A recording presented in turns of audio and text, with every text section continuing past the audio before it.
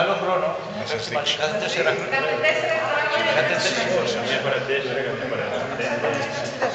Ναι. Γίνεται χαμός εδώ.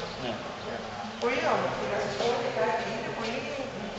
Νιώθεις όμορφα εδώ μέσα, είναι έτσι οικία. Και το μέρος του ζεστά. είναι πολύ ωραίο. Εδώ παντρευτήκαμε όλοι. Όλοι Αυτή παντρευτήκαμε. δηλαδή έχει όλη την ιστορία. Για μάλλον. Se me ocurrió ahora. Más linda. Η γειτονιά είναι... Βαφτίσαμε τα παιδιά, εδώ ψάλαμε την τελευταία λειτουργία στους γονείς, στους παππούδες και μας έφεραν. Τώρα το μήνα που έρχεται έχω ένα αντρόγινο και είναι καθολική και θέλω να παντρευτούν εδώ πέρα. Πολύ καθολικιακός είναι να παντρευτούν εδώ. Εγώ πήγε και ρώτησε το δεσπότη τι πρέπει να κάνω.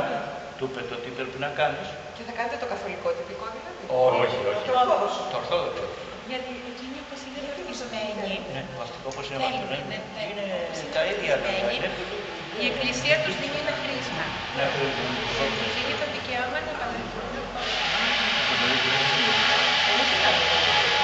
Εκεί στην Ελλάδα δεν το κάνετε.